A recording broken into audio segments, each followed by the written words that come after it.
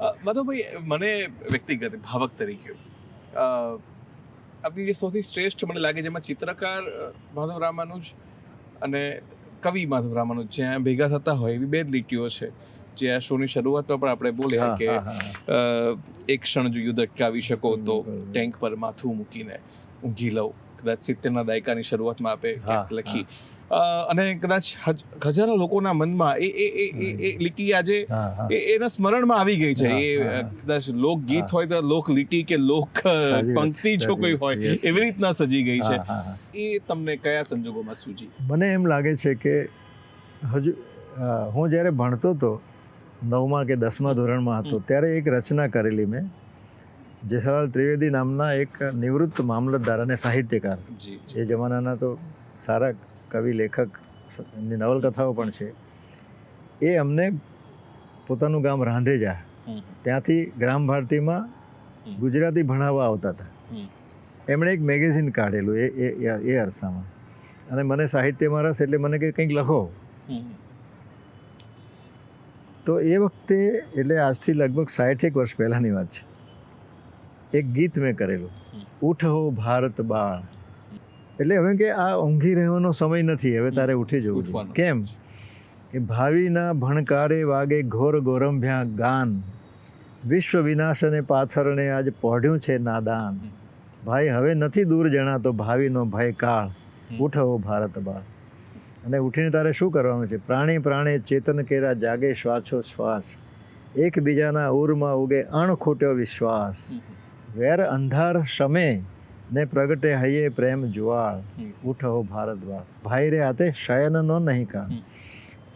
એટલે વિશ્વની પરિસ્થિતિ યુદ્ધવાળી, એના તરફનો અણગમો કે આવું સુંદર વિશ્વ છે ને આ શસ્ત્રો શા માટે થાય છે, અને થાય છે તો શસ્ત્રો ઘડનારા ઘડે છે, એ લઈને લડનારા લડે છે. સૈનિકની શી દશા થતી હશે? એવા કોઈ વિચારમાંથી કદાચ આવ્યું હશે કે સૈનિકને પોતાને થાય છે કે ભાઈ થોડી વાર તો અટકાવો, અમે આરામ લઈ લઈએ. એક ક્ષણ તો યુદ્ધ અટકાવી શકો, અટકાવી શકો તો એ તો સમજે છે કે નથી અટકવાનું, એટલે લખ્યું કે એક ક્ષણ જો યુદ્ધ અટકાવી શકો. કેમ કે જ્યારે એક પંક્તિ આવે ત્યારે દરેકને પોતાનું યુદ્ધ અંદર એના ભણકાર યુદ્ધ પોતાનું રચાતું હોય, દેખાતું હોય. આપે રૂબિન ડેવિડના જીવન પરથી એક નવલકથા લખી છે, તો આ પાછો અલગ વિષય આવ્યો. હા, મારું મોટાભાગનું લખાયું છે આવી રીતે, કોઈને રીતે બાયોગ્રાફિકલ.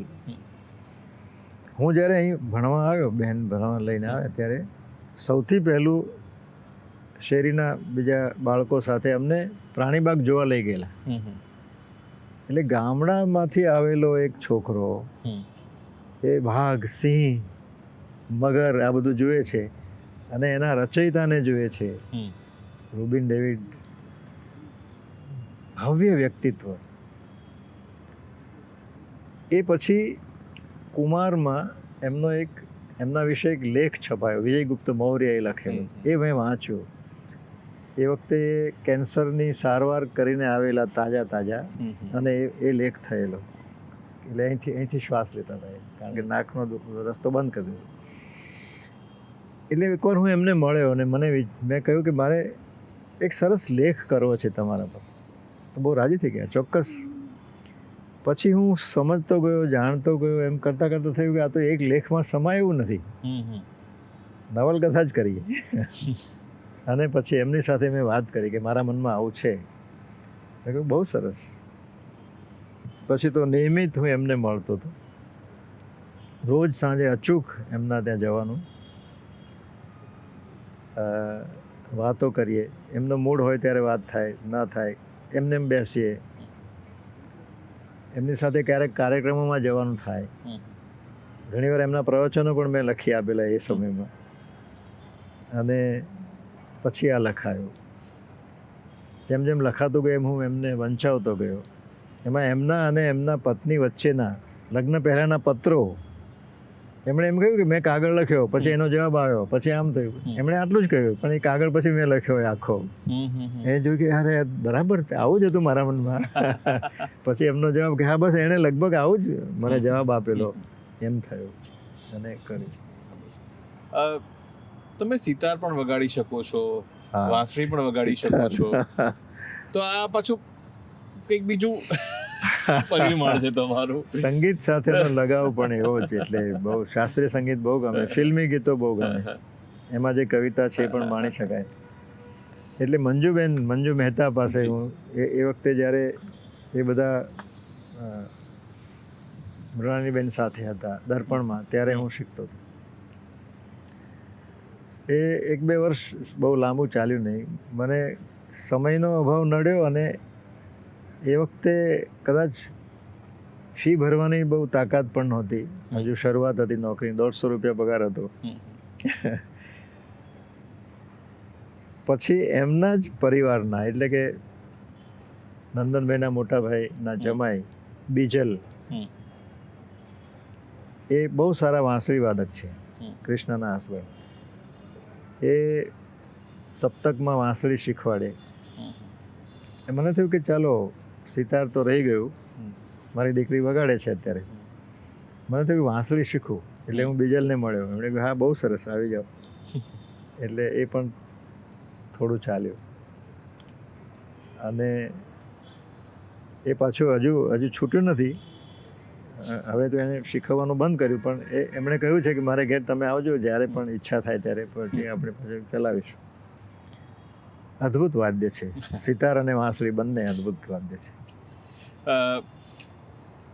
એ લઈ ને એ જે તંતુવાદ્યના સંવેદનો આપના શબ્દોમાંથી હંમેશા મળતા હોય. તમને પૂછવું છે કે ખાસ તો બીજું એક અલગ મુદ્દો, આપની ફિટનેસ, અને આપણે ચશ્મા નથી, આપની તીવ્ર યાદશક્તિ છે. મેં ક્યારે તમને ડાયરી હાથમાં રાખીને બોલતા જોયા નથી.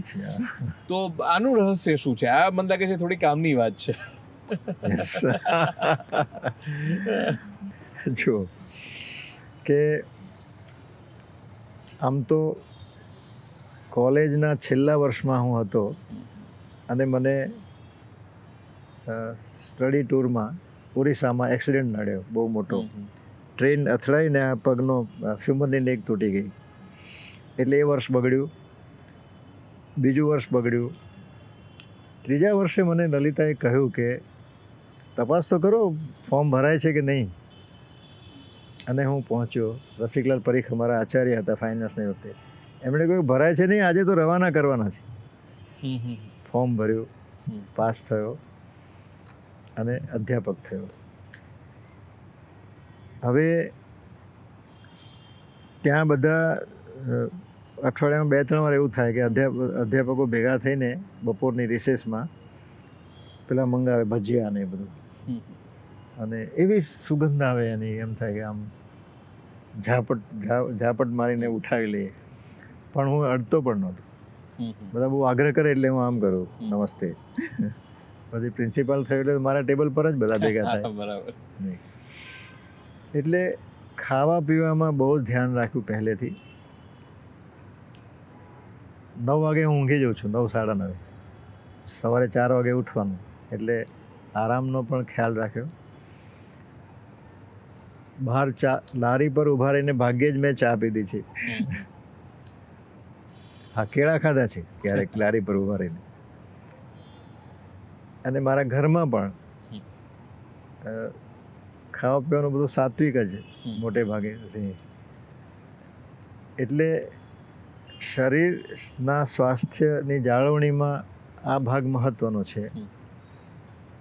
એ સિવાયનું એટલું જ મહત્ત્વનું એ છે કે માનસિક સ્વસ્થતા, કે આપણે ગીતાના જે સ્થિત પ્રજ્ઞ છે એટલે સુધી તો પહોંચી શકાય એવું નથી, પણ કોઈ પણ પરિસ્થિતિમાં શાંત ચિત્તે એના વિશે વિચાર કરીને એકદમ નાસવા માંડીએ એવું ના કરીને શાંતિથી, એ બધું મનમાં કોણ જાણે પહેલેથી આવી ગયું છે. એટલે માનસિક સ્વસ્થતા, પ્રસન્નતા પણ એ જળવાઈ રહી છે. એટલે ઉંમર મને પોતાને દેખાતી નથી, મને પોતાને પણ ફીલ થતી નથી કે હવે 77 વર્ષ થયા, 100માં 3 ઓછા રહ્યા, અરે 80માં 3 ઓછા રહ્યા, એવું નથી થતું. અને તમારી યાદશક્તિનું શું રહસ્ય છે? હા, એમાં એવું થાય છે કે મને ગમતું કોઈ પણ ગીત કે કાવ્ય યાદ રહી જતું હતું, એવું હતું પહેલેથી. જેમ કે રમેશ પારેખની ઘણી કવિતાઓ મને યાદ છે, રાવજીની ઘણી કવિતાઓ યાદ છે, રઘુવીરની કવિતાઓ યાદ છે. મારી કવિતામાં પણ એમ થયું કે લખ્યા પછી પહેલું તો એ કે આજ સુધી ક્યારેય મારે સુધારવી પડી નથી, આવ્યું એ બરાબર જ આવ્યું. અને એ કોઈક એવી રીતે અંતરમાંથી આવ્યું કે યાદ રહી ગયું. અમુક રચનાઓને બાદ કરતાં મને બધું યાદ રહી ગયું છે. તો તમને તમારી યાદશક્તિ ક્યાંય નડતી નથી? હા, એ વાત સાચી. એ બહુ એક શું કહેવાય આપણે શાપિત એક પ્રકૃતિ છે. બહુ જ નડે છે, બહુ જ હેરાન થવાય છે માનસિક રીતે પણ ઘણીવાર, પણ પછી પાછા સ્વસ્થ થઈ જાય છે. ઘણા પ્રસંગો, ઘણા મિત્રો જે છોડીને જતા રહ્યા હોય, ગુજરી ગયા હોય, સ્વજનો સગાઓમાંથી પણ અત્યંત નિકટના બધા ગયા હોય, એ બધું ક્યારેક થઈ જાય છે. જી, તમને જો એવી તક આપવામાં આવે કે ભૂતકાળમાં જઈને કોઈ એક ક્ષણ રોકીને બદલી શકાય, તેવી કઈ ક્ષણ?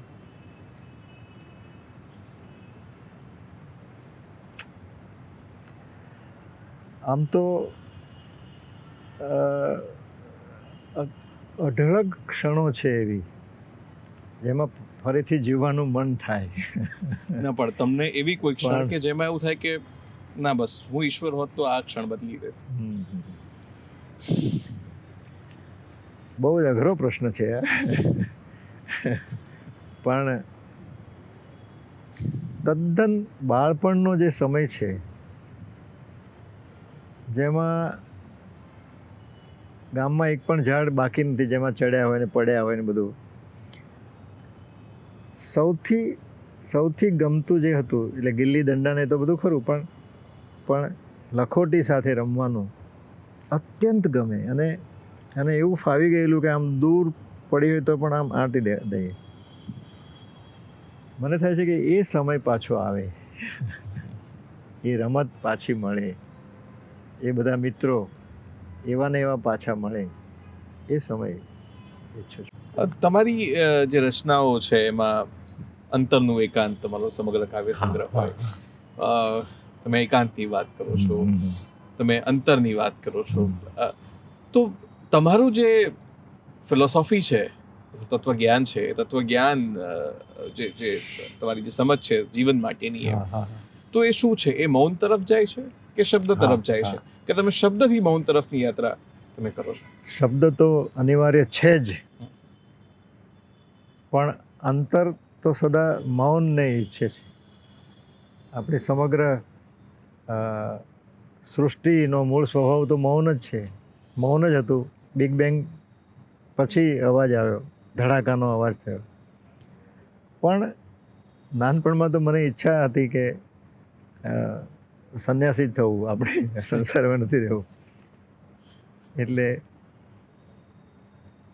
અંતર તો સદાય બોલવું જ ન પડે એવી પરિસ્થિતિ ગમે છે હંમેશા.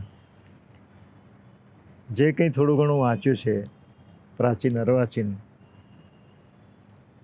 તો ક્યારેક એમ પણ લાગે છે કે આપણે તો કશું નથી આ બધાએ જે સર્જન કરીને ગયા છે એની આગળ.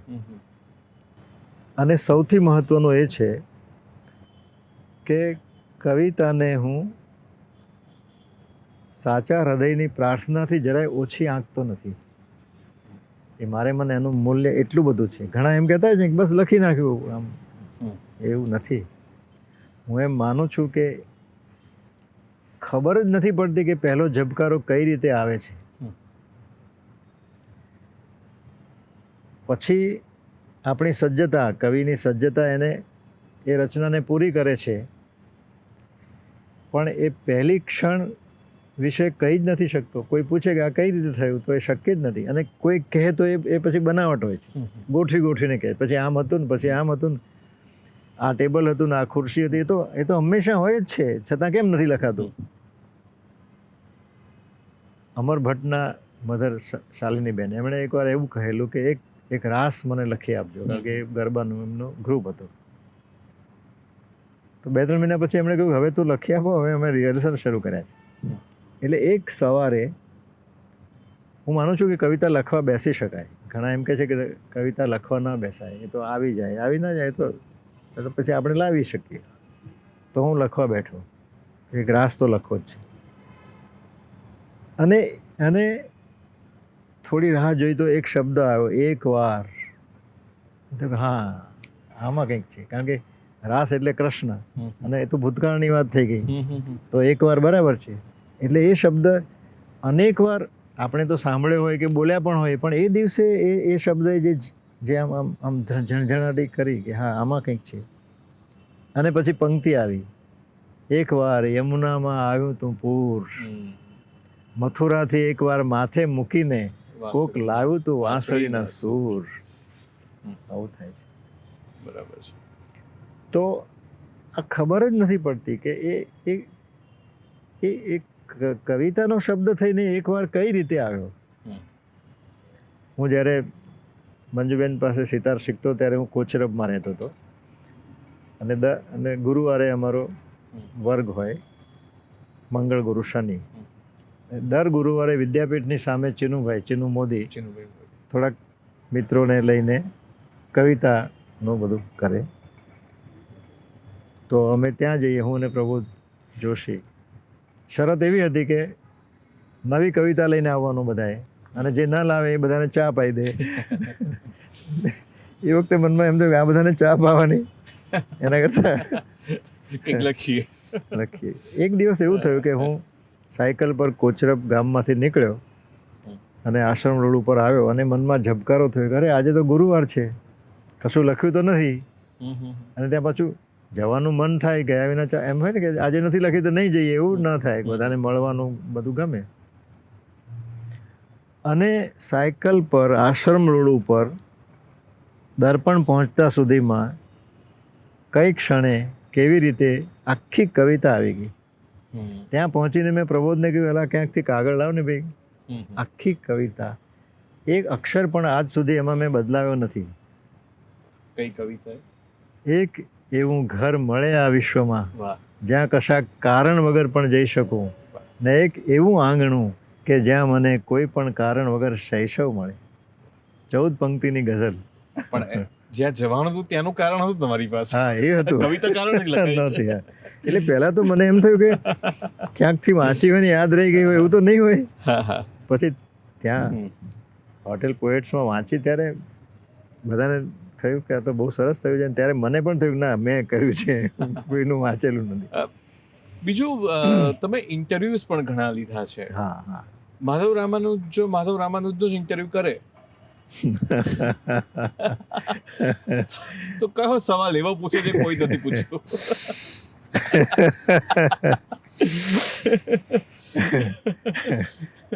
સૌથી અઘરો પ્રશ્ન. મને થાય કે અહીંયા દૂરદર્શનમાં જ કેટલા ઇન્ટરવ્યુ લીધા છે, 100 ઉપરાંત. ત્યારે મારા કોઈક પ્રશ્નને લીધે કેટલાકને કેવી મૂંઝવણ થઈ ગઈ હશે, જેવી મૂંઝવણ અત્યારે હું અનુભવું છું. પણ તમે પૂછ્યું છે તો હવે હું અત્યારે પોતે વિચારું છું તો એમ લાગે છે કે અત્યારે મને જો કોઈ એવો પ્રશ્ન પૂછે કે હવે પછી મનમાં શું ચાલે છે, હવે પછી માટે કે અત્યારે શું ચાલે છે મનમાં, એ પ્રશ્ન મને કોઈ પૂછે તો ગમે એવું મને લાગે છે. એટલે હું પોતે મને પૂછીને એનો જવાબ બરાબર છે કે છેલ્લા થોડાક સમયથી હવે જીવનના અંતિમ તબક્કામાં જ્યારે આપણે આવ્યા છીએ, સ્વામી આનંદ તો એમ કહેતા હતા કે ટિકિટ કપાવીને પ્લેટફોર્મ પર બેઠા છીએ, ટ્રેનની રાહ જોઈએ છે અમારે. એટલે મને હવે એમ થાય છે બહુ વિસ્મયપૂર્વક અને કુતૂહલપૂર્વક આ મૃત્યુનો જાણે હું સાક્ષાત્કાર કરી રહ્યો છું એવું મને લાગે છે કે ઓહો શું અદ્ભુત સૃષ્ટિમાં જવાનું થશે, જીવન પછીના જીવનમાં જવાનું થશે. અને મેં આ જે હમણાં કંઈ એ ગઝલમાં તો લખ્યું છે પણ ખરું કે તોય તે ના રંજ કંઈ મનમાં રહે, અહીંથી ઊભો થાઉં ને મૃત્યુ મળે, તોય તે ના રંજ કંઈ મનમાં.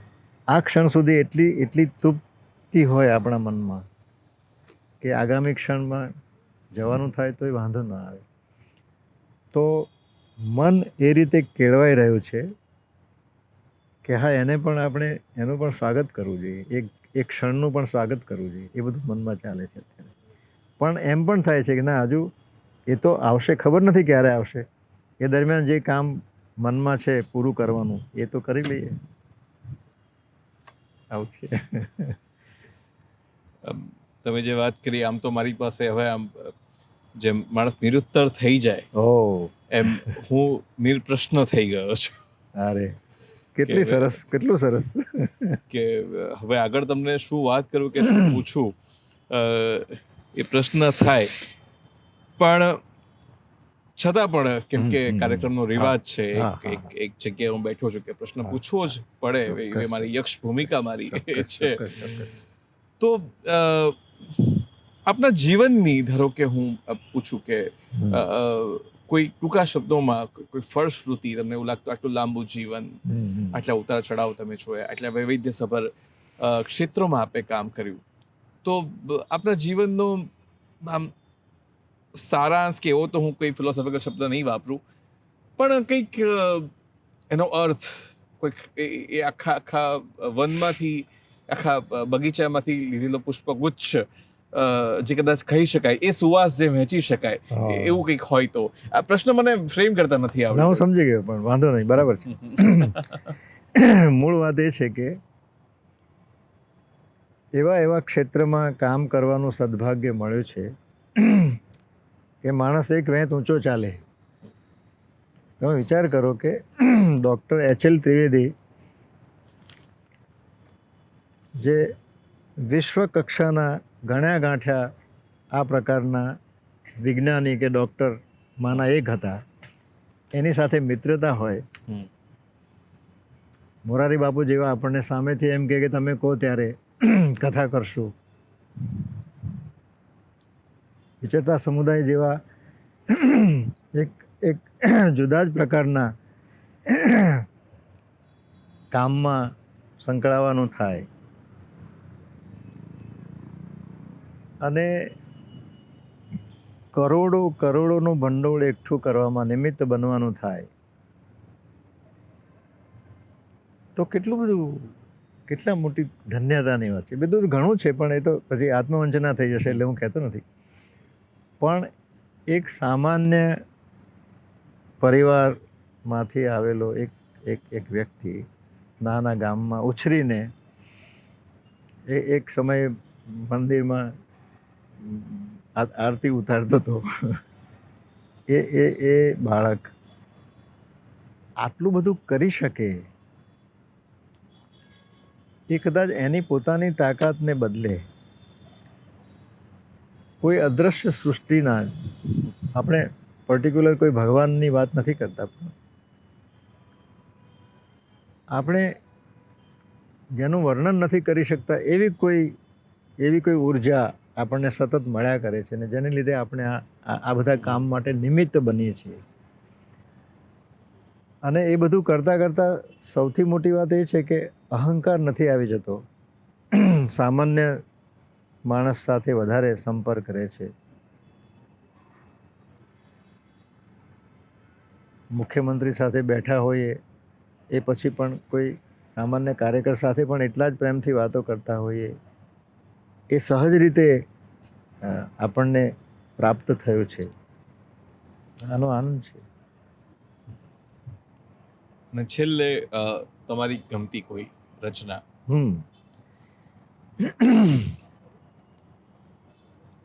આમ તો મેં એવું લખી નાખ્યું છે કે આ શબ્દ હવે છૂટે તો સારું, મૌન સુધીના માર્ગ માંડ મળ્યા છે, વાટ ખૂટે તો સારું.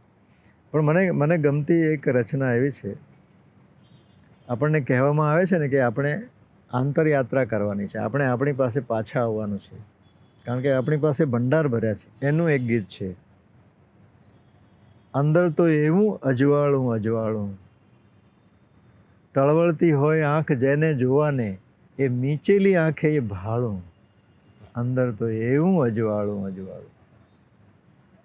ઊંડે ને ઊંડે ઉતરતા જઈએ, આમ તો ઊંડે ઉતરીએ તો ડૂબી જાય, પણ અહીંયા જુદો અનુભવ થાય છે. ઊંડે ને ઊંડે ઉતરતા જઈએ ને તોય લાગે કે સાવ અમે તરીએ, પછી મરજીવા મોતીની મુઠ્ઠી ભરે ને એમ ઝળહળતા શ્વાસ અમે ભરીએ. વાહ.